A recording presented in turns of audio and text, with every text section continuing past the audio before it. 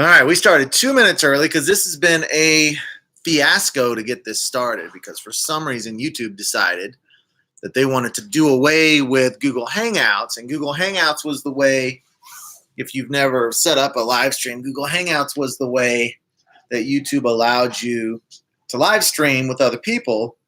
So Jordan's not going to be here today because I don't know, they've got this new webcam thing and I don't know, whatever. But I was having serious issues getting this set up the way I wanted to get set up. So you may have gotten 4, 5, 6, 7 notifications. I don't know. But we're here now. So this is the final session of our summer study over the book of Acts. And I have certainly really, really enjoyed this study. We started in June and just reading Acts. And I've read it before, at least twice, but I've certainly have.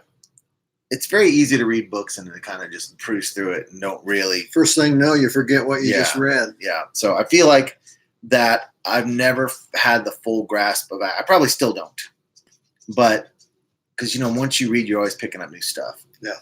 But I certainly have it to a much higher level than I ever did before from this study. So June was just reviewing Acts, reading it, studying it, and then July we started this 4-part series.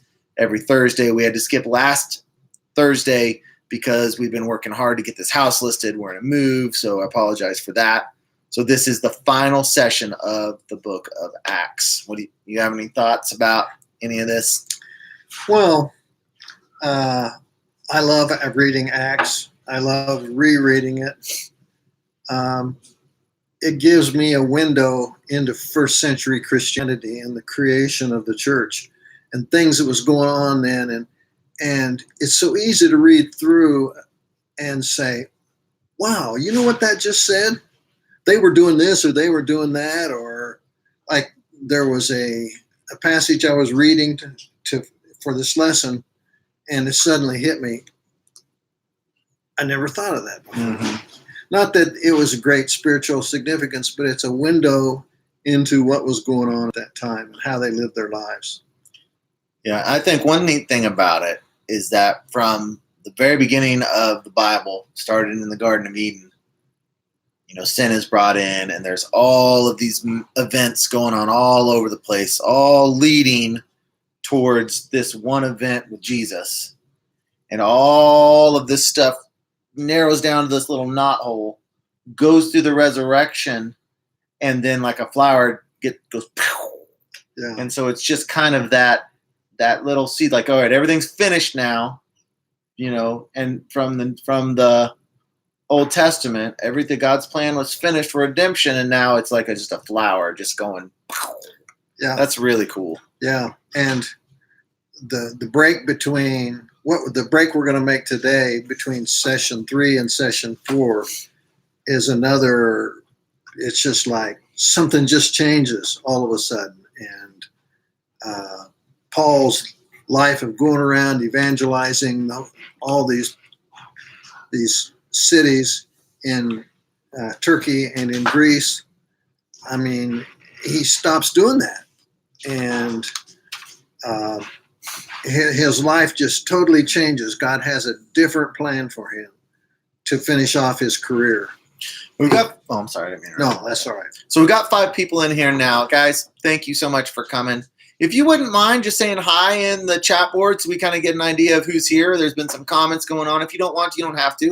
And if you have any thoughts about the study, if this is your first time here, second, third, fourth, any questions, please, I would love for this last event to be as interactive as possible. I would certainly like to do something else like this. If you have any suggestions of things that you would like us to do, I would like to have a night where we talk about apologetic stuff. And, oh, hi, Craig. Yes, praise Jesus for sure.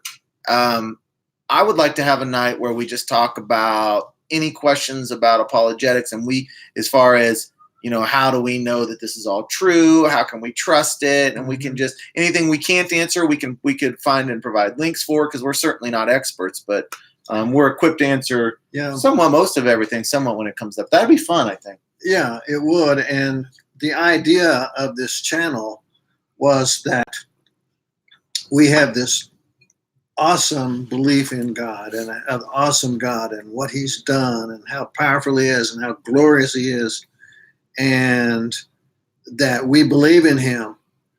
But there are reasons why we believe.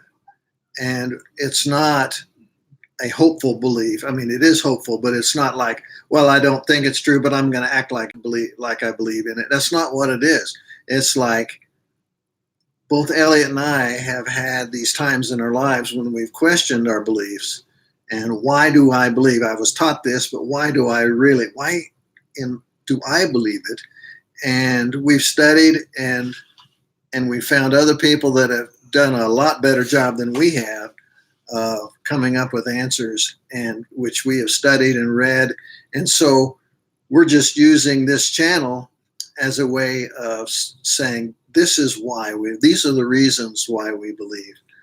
And so a night just on that might be really good. Absolutely. That would. And Dan's asking if we'd ever consider doing a book from the Old Testament. I certainly would. Yeah, we could. The first book that comes to my mind that'd be interesting would be Job. Job. Yeah. That would be an interesting book. Yeah.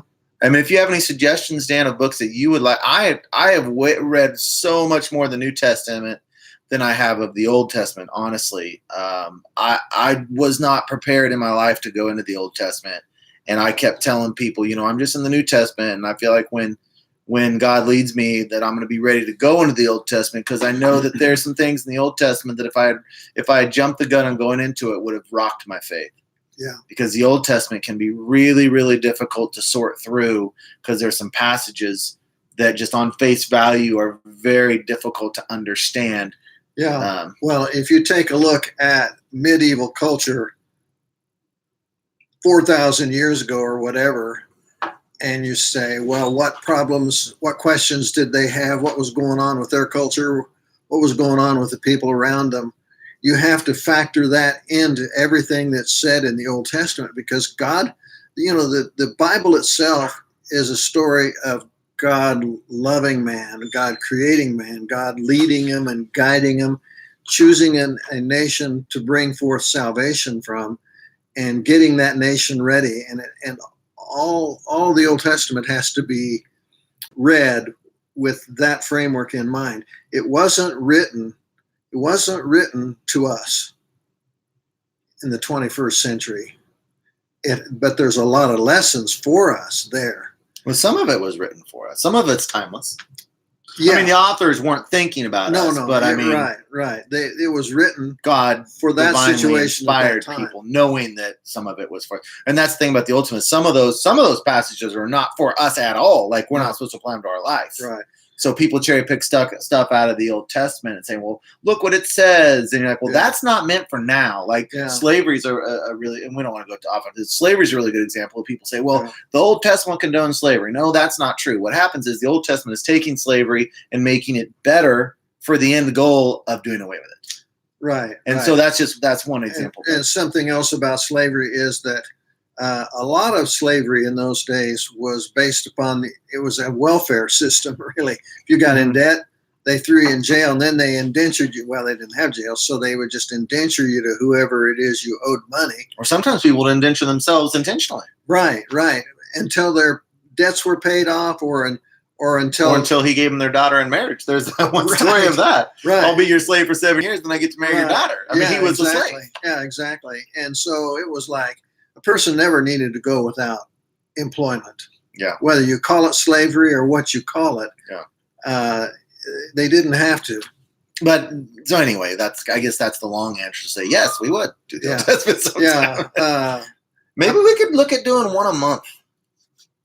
Yeah. We could think about doing one a month, because with my Duck Gun podcast, I just can't. There's no way I could do one a week. No. But I could probably do one a month, or as we just come up with ideas, we could. I have trouble getting studied up once a week. Yeah, but we could just kind of do more of a brief summary of things. But anyway, so yeah, we'll think about that for sure. I am just working on a short series of lessons on the Book of John at another Bible study, and that's something that I'm ready for. It wouldn't take a lot of restudy and reworking it and everything. I'd have to speed it up a little bit, but Craig says Psalms would be great, and I don't know if this is possible.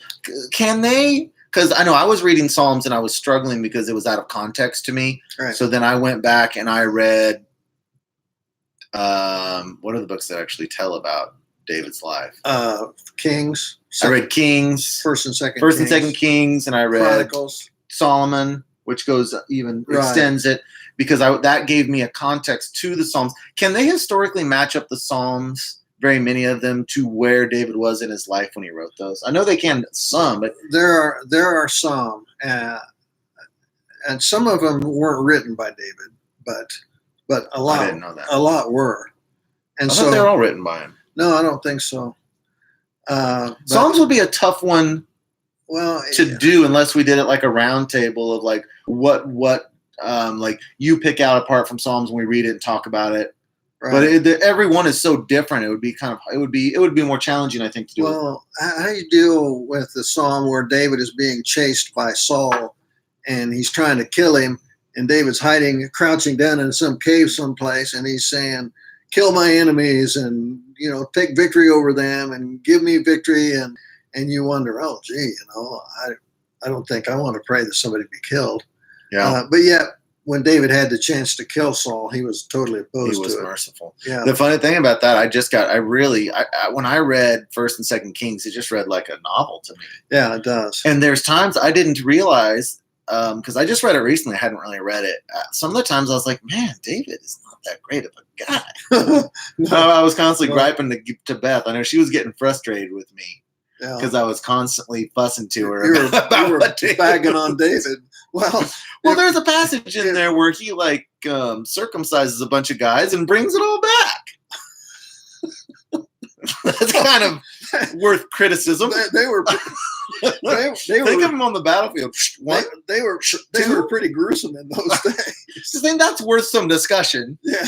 Well, as to what might have been going on for a man of God to be doing that. not sure I want to discuss it. So, but Beth got a little frustrated with me. Well, so anyway, we'll think about Well, David was God's star. Then, boy, how low can you get? Well, here's the great thing about this is all those guys from the Old Testament were so sinful. And if none of this was true and this was just made up, don't you think they'd make their heroes perfect? Yeah. Oh, yeah. I mean, yeah. It just shows we are all so sinful. Even the rock stars of the Bible are still so tremendously flawed. I think that's so encouraging. And we can take the life, a study of a particular person's life, even in the Old Testament, because their life is a model of lessons for us, and how God dealt with them. That illuminates how God deals with us and how He relates to us. Why don't you be thinking about an Old Testament book? Yeah. We'll be thinking about them. Job is the first one that stands out to me because I read a book on it, and Hugh Ross, but also First Kings would be interesting.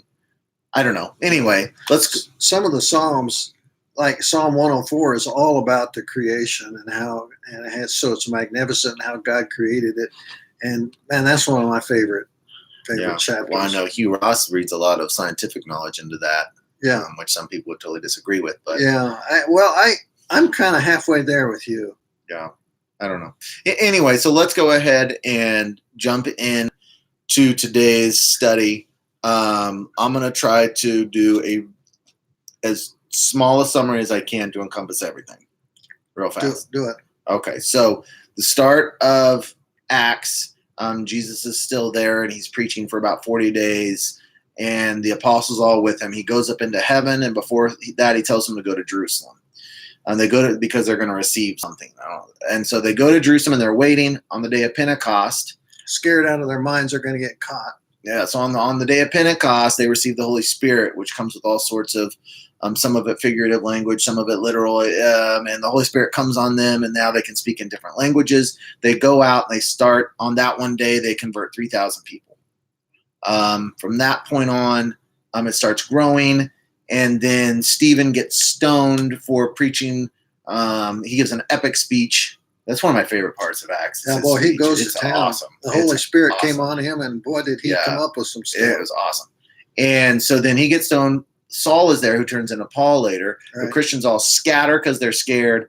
Saul is chasing them down, and I don't know if he's trying to probably either have them killed or whatever. He's going after them. One thing I've learned in this last section is that Paul, the Bible or the Acts doesn't tell us all the places that Paul went to persecute the Christians, but in one of his talks and later on in the book of Acts, he said, I went to many cities pursuing the Christians and dragging them back to prison. And so Damascus wasn't his only and not his first trip. Yeah. So he's going to Damascus, and Jesus appears to him in bodily form. No, just As a bright light, but a voice comes out of the light. And it's Jesus. So this is Jesus's last appearance. Yeah. In the Bible. And so he's, why are you persecuting me? Saul, someone decides his name is Paul. That's how that works. But I forget where that happened. And so he is converted, and so now he wants to be as the word I'm looking for, as dedicated to spreading the word as he was to persecuting it. Yeah, boy, he just turned around like that. I mean, he goes around, he meets with Peter, James, I don't know all. The various apostles, confirms his information with them. They're scared to death of him. And so then through that time, he realizes that, and also Peter does, that the gospel is not just for Jews, it's also for Gentiles. And there's a whole period of kind of about that. They have this big council after Paul's first missionary journey. He comes back to Jerusalem and he said, look, I got all these Gentiles that are being saved, and we need a ruling on what you have to do what a Gentile has to do to be a Christian. Mm-hmm. And so they're dealing with, do they have to follow be circumcised? Yeah. Which really, if you're just getting in the Bible, that's really weird when they start talking about that stuff. Yeah. Because I remember when I started reading those, I was just like, that is so odd. Anyway. So then he's going around and preaching to Gentiles and Jews alike, and the word is spreading all over the area, and that's all I got. Okay, well, there's about 8 chapters to cover tonight, and off the top, what I'd like to say is that this last 8 chapters has the fingerprints of an eyewitness on it, just so clearly. And we find that the author is saying, we did this, we did that. 5 of us went over here, and Paul went over there, and then we met him at point C. And so we know that Luke was with Paul during most of these last 8 chapters. And he tells exactly where they went, where they stopped, how many people they met with, what they said, who was putting them up in their house. And he was with him on the shipwreck. Oh yeah, that's really interesting. He was with Paul. Let's see, 2 years in Jerusalem. Paul ever in any of Paul's writings, did he ever mention Luke? Yeah, he does. Oh, he does. Okay. Yeah, and Acts mentions Luke some too. Okay. And I don't know. Now, some books in the Bible, there's a little bit. Some scholars, whether they're Christian or secular, dispute authors of books, but I don't think anyone disputes that Acts was written by Luke. I don't think so. I never heard that. I don't think so. There are some books that are like that. But, and it was around 55-ish. Well, right? That he wrote them? Way back at the turn of the century, from 1800s to the 1900s, the scholars thought they were getting real smart. They started criticizing everything, when the books were written, who wrote them and everything. And as the evidence continues to come in, they keep moving that back to earlier. And the first century, and even prior to 50 AD, some of them, and some of the early statements of faith, like on the resurrection, that Christ is resurrected, and other places, these are written. Some of these statements, and there was one here, I forget what it was, in the late chapters of Acts, which this was probably an early song that the church sang as a statement of their faith. And these go all the way back to within a few months of Jesus' death. And you're talking about the creeds that talk about Jesus rising from the dead. the statement Right. about Jesus' resurrection goes way back to the beginning. That wasn't documented for maybe 20 years, but they can trace it all the way back. And Christians and non-Christian scholars alike, most of them believe that to be the Yeah, case. that's true. Almost all. Yeah. So this is something that's just generally accepted at this point in time. The facts of Jesus, of the disciples claiming they saw Jesus and living up to it, and all these facts about how early things were written. I don't know what the percentage is, but a very high percentage of scholars believe that. Now, where they draw the line is some are naturalists and they don't believe that anybody can ever be risen from the dead under any circumstances. So they say, well, we believe everything but Jesus being God. And being So they raised from the believe dead. They believe just the a facts. few months after, up to maybe a year after the death of Jesus, which they believe literally happened, and almost all scholars And they're not believe that. denying that anymore. Believe that these men did in fact believe that Right. he was resurrected, and Right. which is a very important historical piece Right. in order to take Christianity seriously. And the fact that within a few months after Jesus' resurrection, the church was forming, and they were saying, Jesus is alive. Jesus is alive. This was one of their statements of faith. And so it goes all the way back to them there. And, most of your scholars believe that. They just don't believe that Jesus was God and that he was literally raised from the dead. They will accept that the church believed it clear back at the beginning. Yeah. But they just don't believe it. Yeah. So that's where we draw the line. So when you hear people saying that it was a myth that was just developed over hundreds of years that Jesus was risen, we know for a fact that's not true. That's false. I mean, even someone like Bart Ehrman, who's one of the most well-respected secular biblical historians, would say that's garbage. Right. Well, we got to there's so many things I want to say that I just want to run my mouth about, but we better get going. Okay. Well, maybe we have a session where we just ramble. Yeah. Let's just start rambling and see where this goes. Well, because I just have to say it. I saw Bart Ehrman.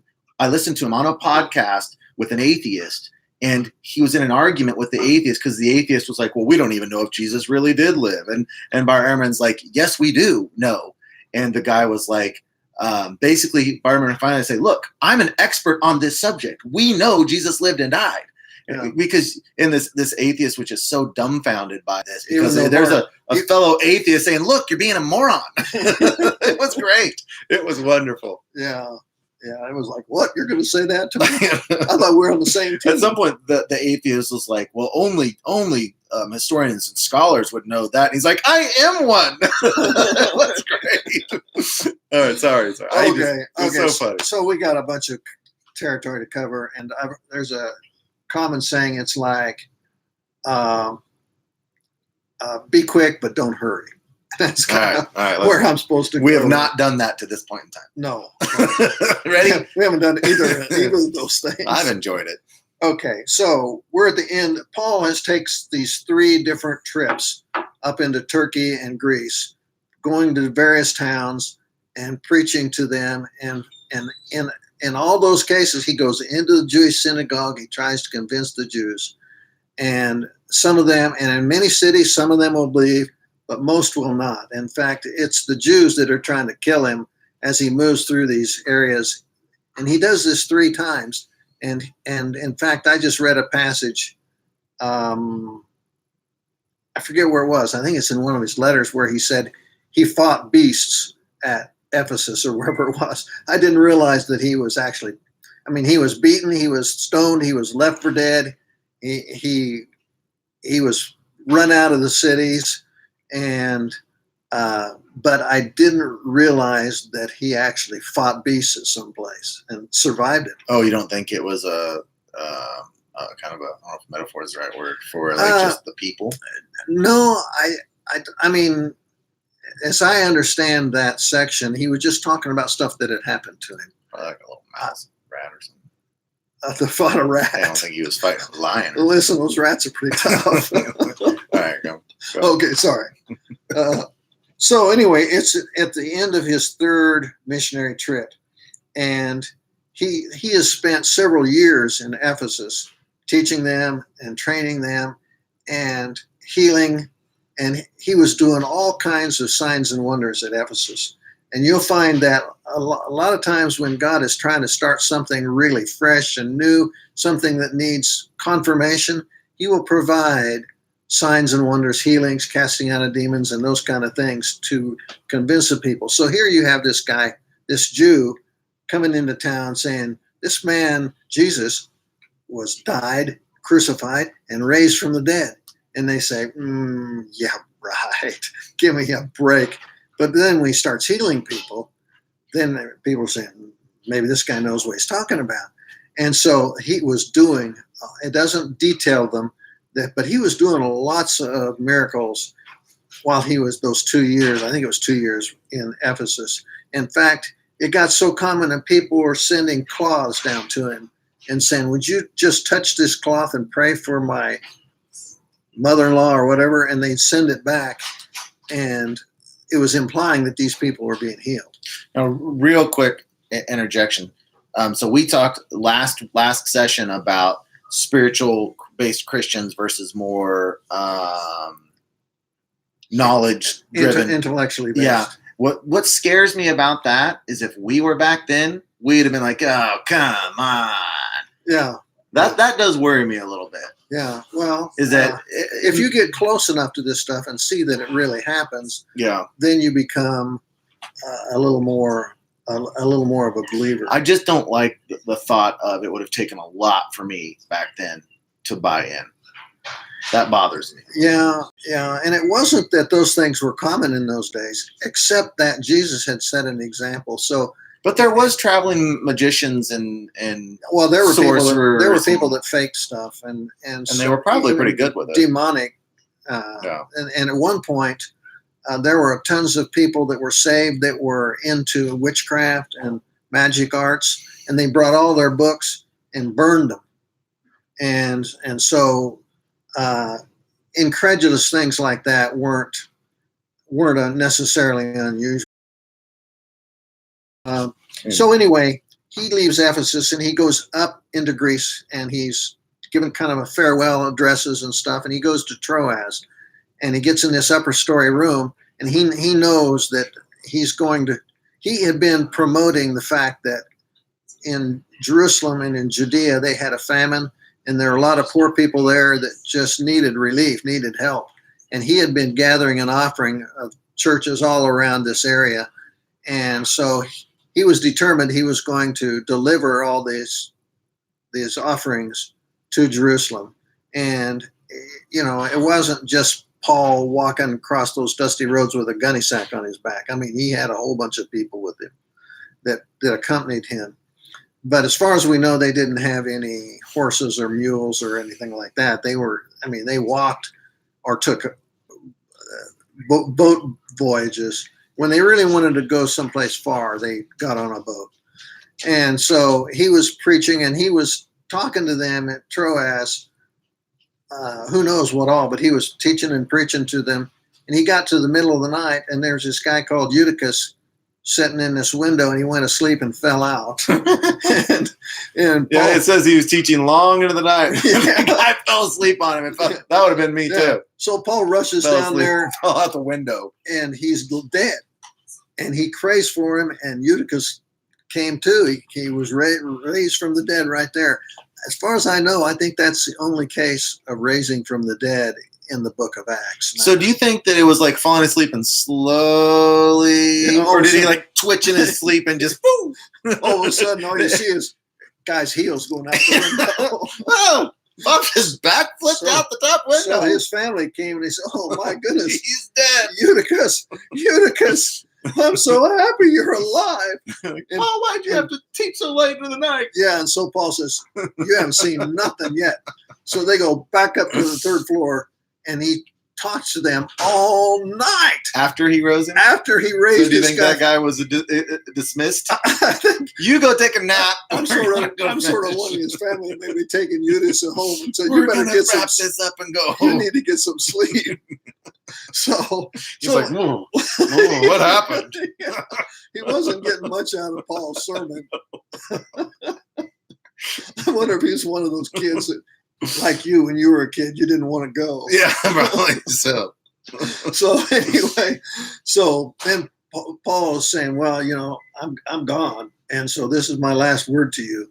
And so he started down.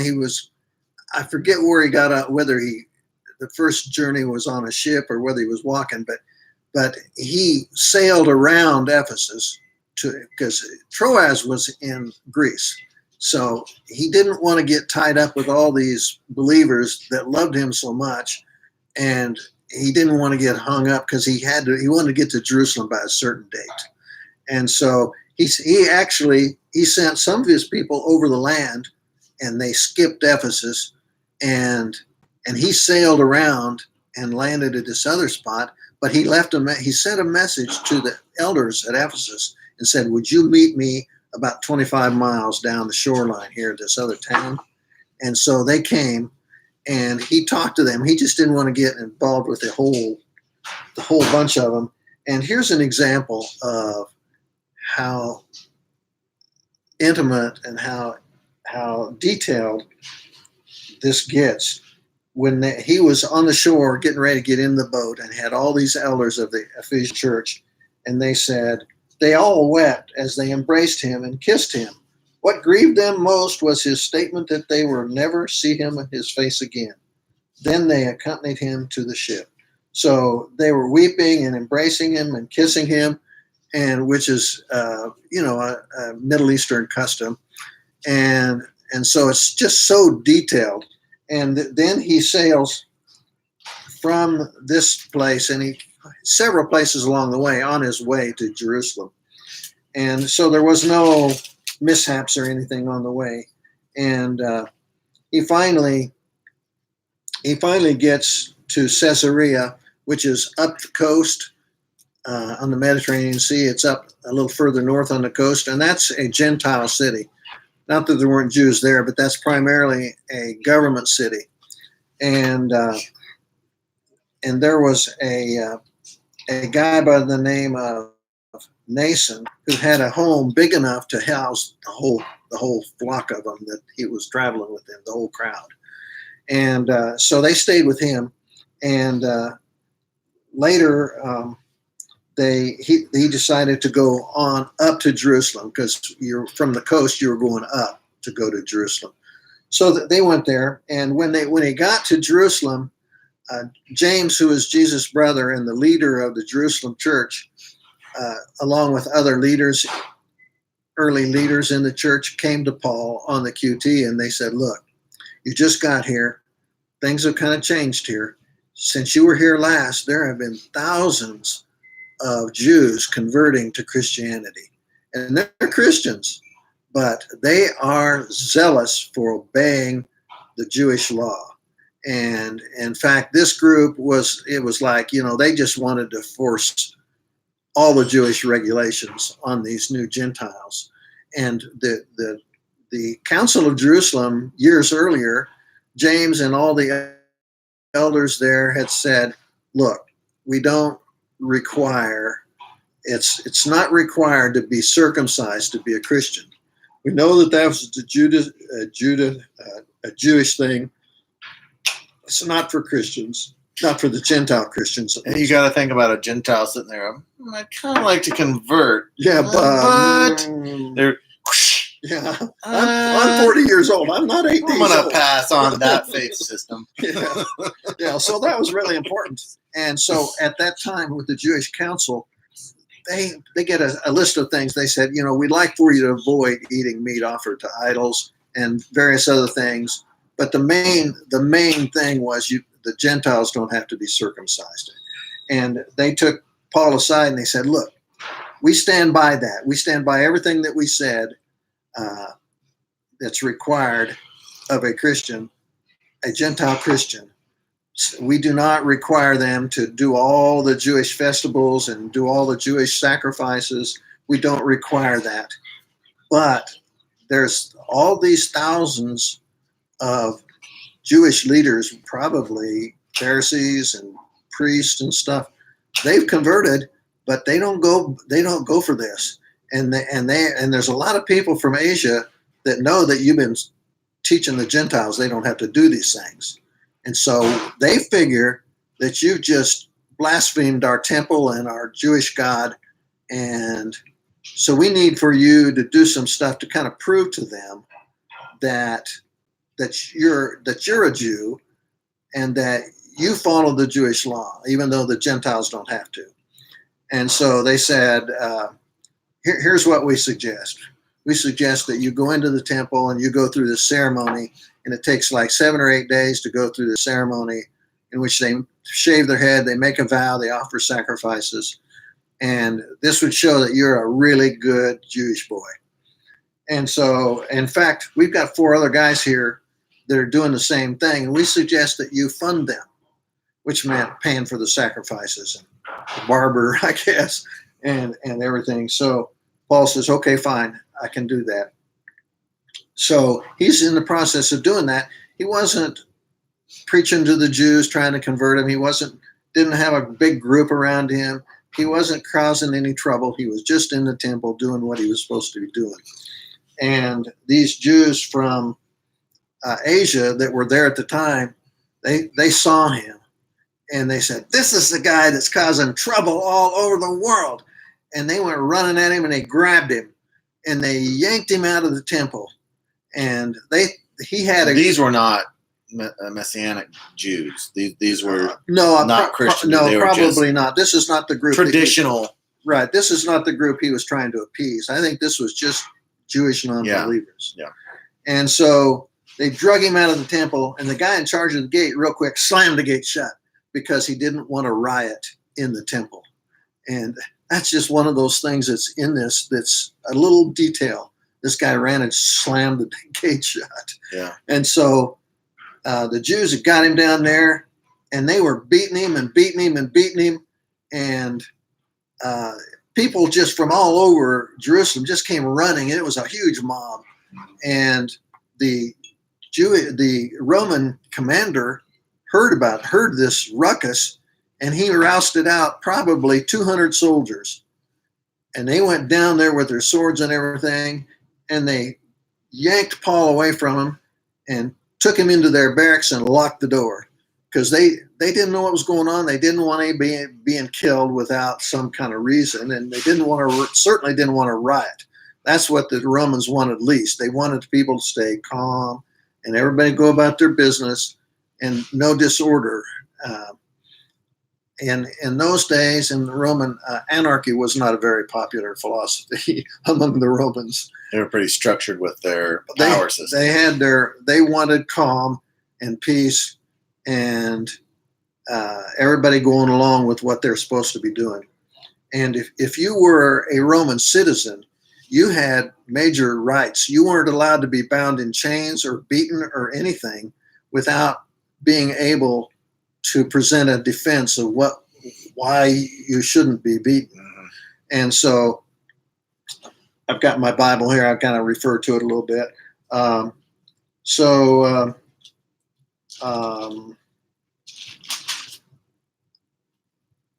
after they get him inside their barracks, which was, by the way, attached to the temple, they let Paul go out. Paul said, let me go talk to the crowd. I think I can clear this thing up.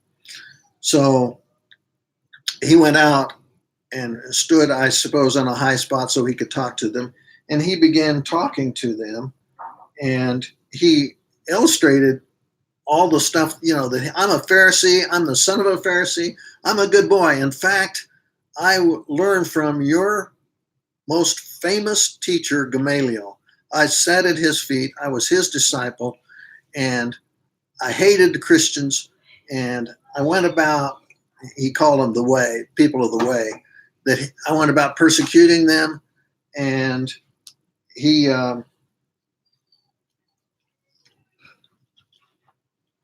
basically just gave a defense for himself. And so, yeah, he was doing that. And there was some point in which he said, and I'm not sure if it was in this speech or not, in which he said, God told me that I was to go to the Gentiles. And, oh, man, the crowd went crazy when he said that. Negatively. Negatively. In fact, it would have been scary to be there at the time, but 2,000 years later, in the comfort of my home, it seemed rather amusing. These guys started taking off their robes and throwing them on the ground, throwing dirt in the air, and they were just. And the Romans were saying, "Man, they're going to kill this guy." So they run down there and grab Paul and bring him back in. And so the captain of the armed forces there said, "I got to find out what's this guy done?" And so I said, "I know how to do that. I'm good at that. I torture people." So they tied him up and they had him all flayed out, to where his legs were apart, and his arms were apart, and they were getting ready to beat the crap out of him. And Paul says, "By the way, I'm a Roman citizen. Are you getting ready to beat a Roman citizen?" And the guy says, "Whoa." I mean, they must have had some severe penalty for they must have. breaking That this, stopped him quick. Well, it stopped him on a thumb. I mean, he said, "Oh, well, wait a minute now. Don't get excited." Yeah. In fact, later That was on, really interesting. yeah, later on, this commander, when he wrote a letter, he was sending Paul someplace else. He wrote a letter and he made it sound like that he had ascertained this before he had him flayed all out. So anyway, God told him that he would send him to the Gentiles. All the time Paul is coming down to Jerusalem, the churches knew that he was in trouble, that he shouldn't go to Jerusalem for his own safety. But he felt like God was telling him to take these offerings. You, Paul, take these offerings and go down there.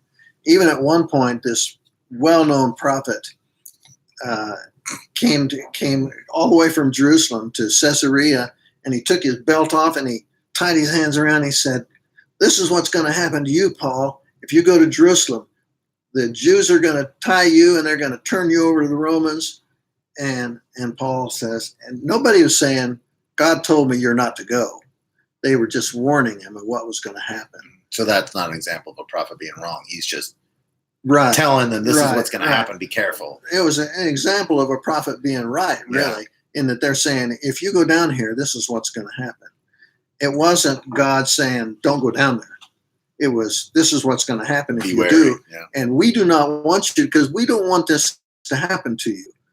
But that wasn't God saying it. And so God did not tell Paul at that time why he was going to Jerusalem, just that he was to go.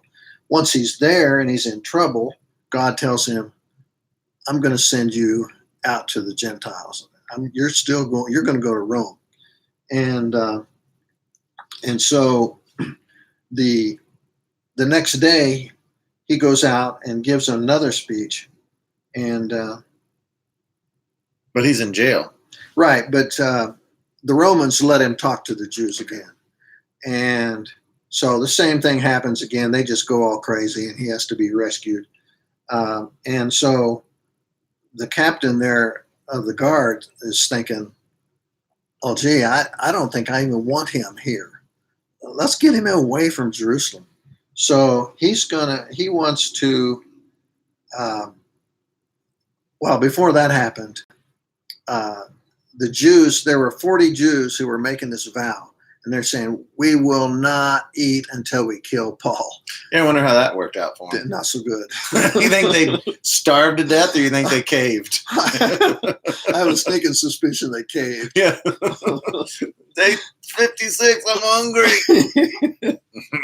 And so now Paul's family must have moved from Tarsus I think it's in Turkey, all the way to Jerusalem, because he's got a sister-in-law, or a sister-in-law, I think, that lives in Jerusalem, and she has a son.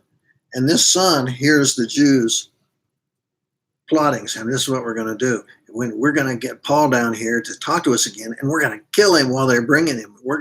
They're not going to suspect it, and we're going to grab him and kill him before they can do anything." And so the son, or the nephew, goes to the captain of the guard, and he tells him what he's heard. And the captain says, "Okay, good, thank you.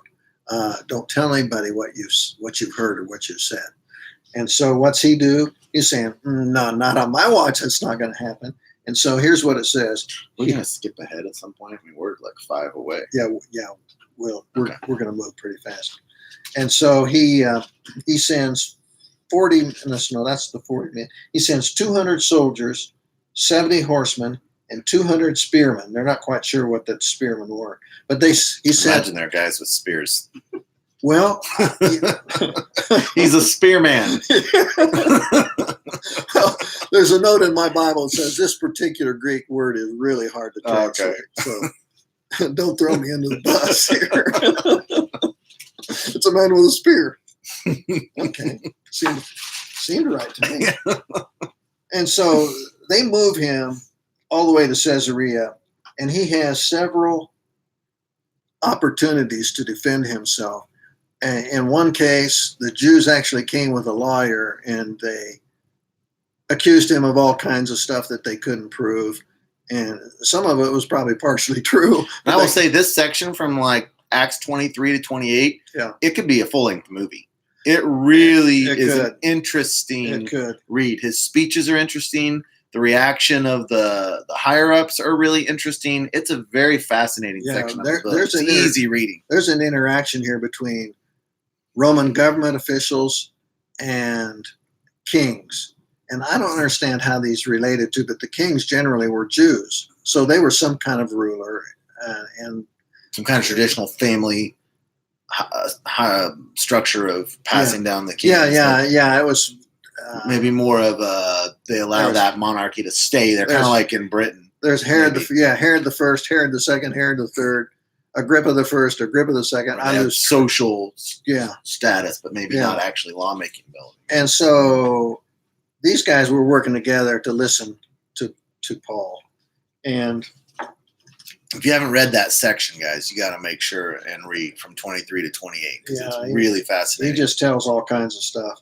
Well, so one of these, the Felix was the Roman governor, the way I understand it, but he understood Judaism pretty good. Well, he realized Paul didn't deserve anything to be killed, but he wanted to do the Jews a favor. So he just kept Paul in prison for 2 years. But he gave him a lot of freedom under guard, to move about and to talk to people and to give speeches and teach people. And so he had a certain amount of freedom there. This whole time, I mean, there are other, like Luke is following him around all this time. I don't know. Luke, if Paul was in a private residence under guard, and Luke could probably have been there. Yeah, because it said it let his friends attend to him. Right. Apparently, it was kind of like Mexico. You go to jail, you don't have anything unless somebody comes in and provides it for you. It's not like our system where we take care of you. I give you 3 squares a day. I didn't know that. Yeah. And so no one comes prepare for you? You just starve to death? I don't know exactly, but apparently there were needs that you had that they would not provide. Okay. And so they were allowing his friends to provide them. Yeah. And so, but Felix finally retired, and there was a new guy came in by the name of Festus. And he hears Paul, but he wants to send him back down to Jerusalem. And Paul knows what's going to happen if he goes down there. There's a long ways between Caesarea and Jerusalem. And so Paul says, look, okay, you pressed me to it. I'm a Roman citizen. I appeal to Caesar. And as a Roman citizen, you had the right, before you were killed or tried or anything, of appealing to Caesar. And so Festus is saying, gee, oh no, I didn't want that to happen. So he calls in this Jewish king guy by the name of Agrippa. And Agrippa and his, I don't know, his wife, Bernice. Bernice has several husbands before she's done. So anyway, they come in with great pomp, entering the audience room, and all the high-ranking officers and lead men in the city came in to hear, and they listened to this. And after it was over, and Paul is talking to him and trying to convince him that he's right. And so finally, Agrippa and Festus get aside, and they say, okay, you're going to have to send him to Rome. He's appealed to Caesar. He's a Roman citizen. No, the king that came in, wasn't he pretty impressed with Paul? Yeah. Paul says, King Agrippa, I know And he just says, Festus, you don't understand these things. We appreciate what you've done, but you don't. But I know Agrippa does. And here's the deal, Agrippa. I know that you have followed these things. I know that you understand. I think that you believe. And Agrippa says, do you think that in this shorter period of time that you will have convinced me to believe? And Paul says, whatever the case, short term, long term, I wish that all of you were like me, except these chains. And then instead of being in jail. That's a really interesting interaction. It is. It's really interesting. And Golden Boy just popped in. Golden Boy. Golden Boy, make sure and go back and watch this from the start when you get a chance. Yeah, that's great, Golden. Get with it. Don't fudge on us now. We got to keep an eye on that boy. He's a rascal. So Paul gets on the ship, and Luke is with him, and apparently some others. And so they head out into the Mediterranean. And without going into a lot of detail, they had to sail by a certain date in the fall because there were really bad storms. And they were right on the line of whether or not they could sail. And Paul's saying, God has told me that if you sail and don't winter here, it's going to lead to a lot of loss of ship and cargo and loss of life and everything. And the pilot and the owner said, I think we know more than this guy. I mean, who is he anyway? He's a prisoner. And so they said, well, we're going to go ahead and sail, which they wish they didn't, because they got in this monstrous storm that went on for like 2 weeks.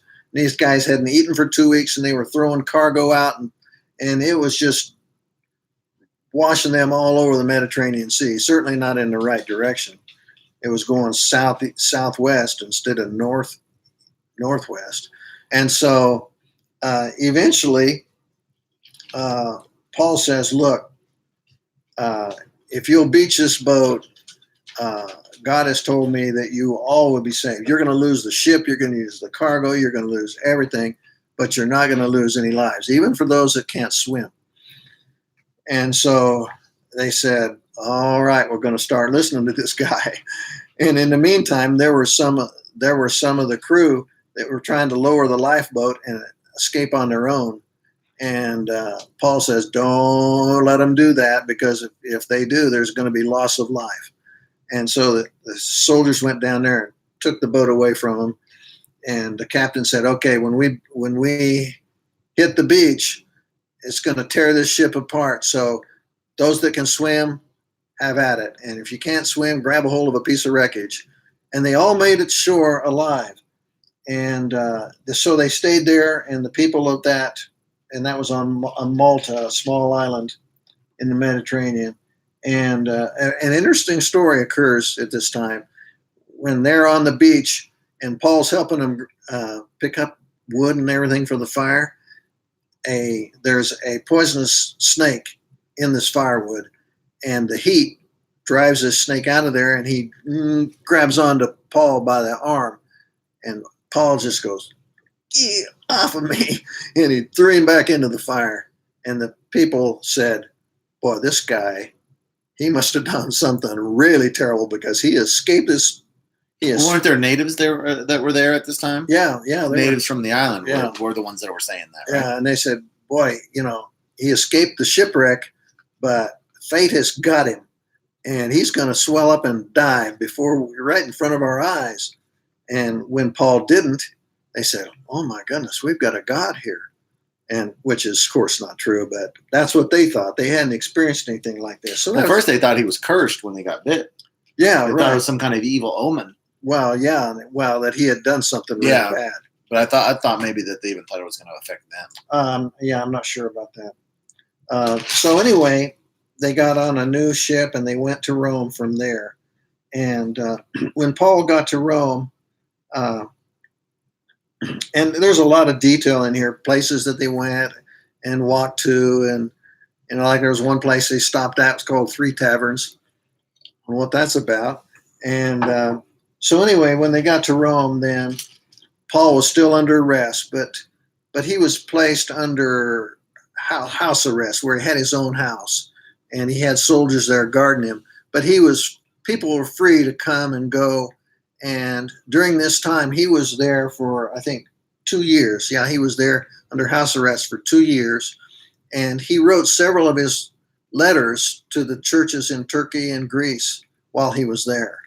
And some of those letters were written while he was on the road or so, but there were several of them written right there. And so he was able to witness to Roman officials and to Roman citizens and to just anybody that would listen to him.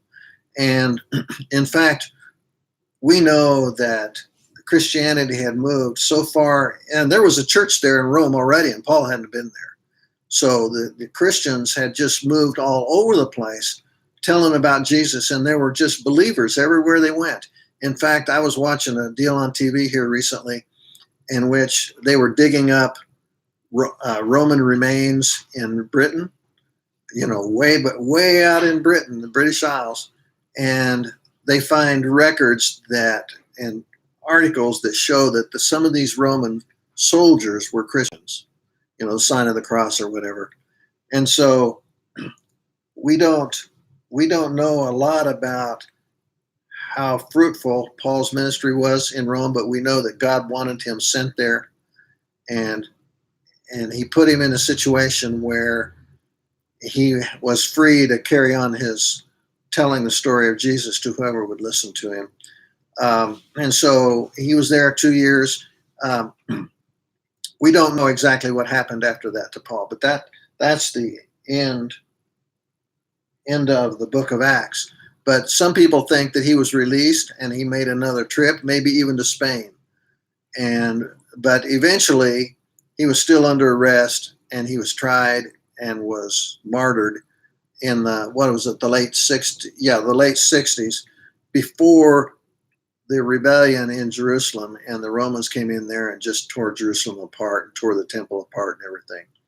So that's the story of Acts, and it's so interesting. There are just so many little details. No time to share all of them, but I encourage you all to read them or listen to it. I mean, on my Bible app, which is YouVersion, yeah. I just one morning listened to Acts 23 through 28, and just like an audio book, which is just fine too. It follows right along. I looked at the words and I listened to it. And also, if you want just a quick summary of it all, down in the description, there's 4 videos from the Bible Project that are so fascinating to watch. They're only about 5 minutes each, and you can take in the content that way as well. But we encourage you to, if you're watching any part of this, to look into it a little bit yourself, because it is a really fascinating book of the New Testament, for sure. Yeah, and in those days, you wanted to go someplace, you didn't grab the nearest airplane or even the nearest ship, or saddle up your horse and go, or get your buggy out. There just wasn't transportation like that, and I need to do some reading just to find out how the mail moved in those days, because these people were sending messages all over the place. And when Paul says, "Would you meet me down here at," I think it was like Cnidus or something, and so I don't have to go to Ephesus, it was 25-mile walk. And they just all up and away they went. And, when Paul went to Caesarea, they provided him with, that was governmental. So they had horses, chariots, and they provided him with a horse so he could move. And, but most of, the poorer people, unless you were really rich or some sort of government official or something, you didn't have transportation. And so all this, Paul is walking all over Turkey and all over Greece, preaching the gospel of Jesus Christ. And the church today that we have is a direct result of how God used Paul. And there were so many more people that were used of God that weren't recorded. All these miscellaneous Christians that came all over the place, and the various apostles went various places. Like Thomas went to India, and so we don't. How neat it would be to have these stories. Yeah, that would be. Well, we're going to end in prayer. Thank you so much for joining us on this. If you haven't watched all 4 of them, you might go back and do that, and we'll be looking to do another one. But let's pray real quick. God, thank you so much for this opportunity we've had to share the book of Acts with everyone who's chosen to watch this. And we just ask that you use this to work in everyone's lives and to bring anyone to you that maybe isn't there yet. And just help us continue this ministry with FDH and Faith, and let us use this platform, Freelance Duck Hunting and FDH and Faith, to bring you to everyone out there that is open to it that we could possibly reach, Lord. Thank you so much. Amen. Amen. All right. Well, any last words? Thank you all for coming.